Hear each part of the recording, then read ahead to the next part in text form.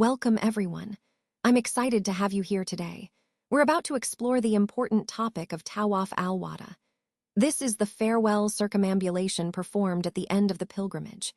In this presentation, we'll cover its significance, the proper way to perform it, and some helpful tips. So, let's get started and deepen our understanding of this meaningful ritual. Today, I want to talk about Tawaaf al Wada, which is a very important part of the pilgrimage.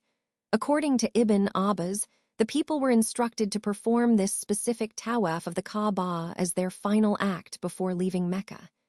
This shows how significant it is to complete your visit with this ritual. However, there's an important exception to keep in mind. Women who are menstruating are excused from performing Tawaaf al Wada. This rule helps maintain the sanctity and cleanliness of the ritual, respecting both the spiritual and physical aspects involved. So, in essence, Tawaaf al Wada is not just a ritual. It's a respectful farewell to the holy city, emphasizing the spiritual significance of completing your pilgrimage properly. It reminds us of the importance of following prescribed acts in our religious practice, especially when it involves leaving a sacred place. Let's talk about the exemption related to Tawaaf al Wada. According to the narration of Ibn Abbas, a woman is permitted to leave and go back home if she experiences menses after performing Tawaaf al Wada. This is an important point because it highlights the flexibility within the Islamic rulings concerning menstruating women during Hajj. Initially, Ibn Umar used to say that a woman should not leave immediately after Tawaaf al Wada if she was menstruating. However, later on, he changed his view and stated that she may leave. The reason for this change is that he heard from the Prophet Muhammad, peace be upon him, himself, who gave women permission to leave after Tawaaf al Wada, even if they are menstruating.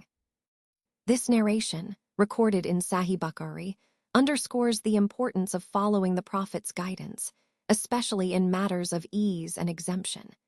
It connects directly to our overall theme of understanding the various allowances and concessions in Islamic rites, making the pilgrimage more accessible for everyone. So, the key takeaway here is that menstruating women are allowed to exit after Tawaaf al Wada, based on the Prophet's permission, which is a significant point for ensuring comfort and ease during Hajj. As we come to the final part of our pilgrimage, let's talk about the Tawaaf al Wada, or the farewell tawaf, which is a significant ritual in the Hajj process.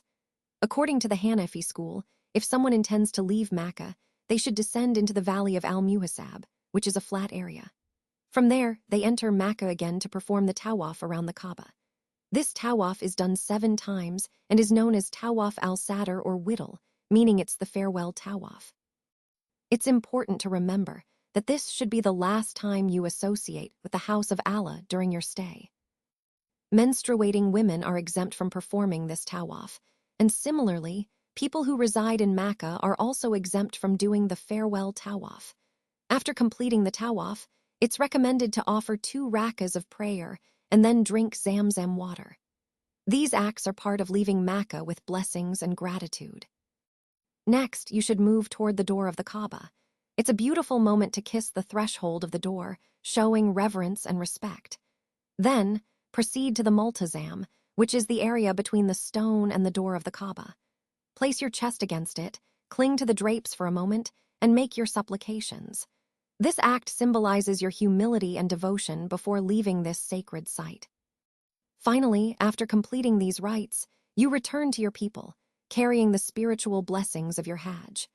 This farewell tawaf marks the conclusion of your pilgrimage and your final act of devotion to Allah in Mecca.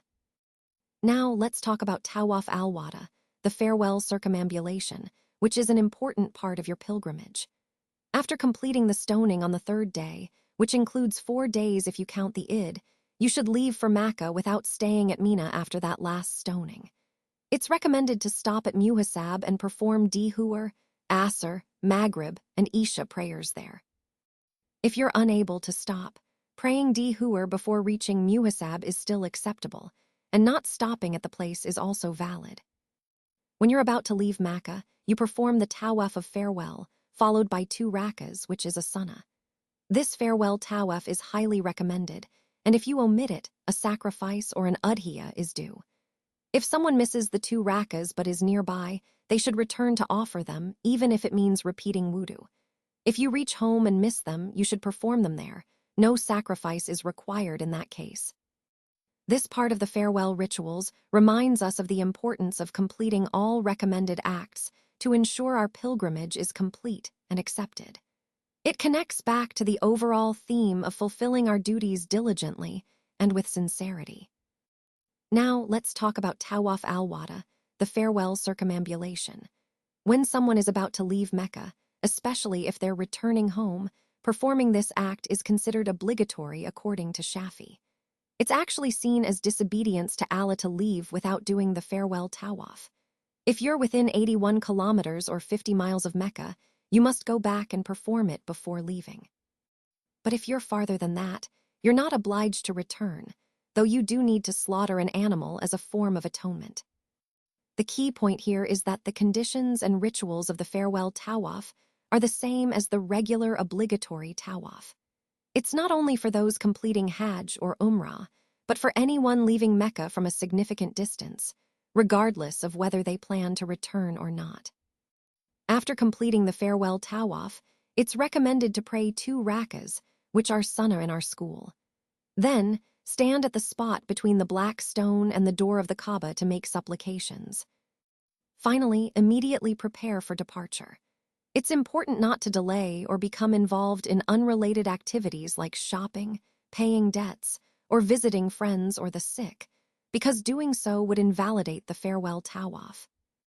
This act underscores the importance of intention and proper conduct when leaving the holy city, connecting to the broader theme of respect and reverence for the rituals of Hajj and Umrah.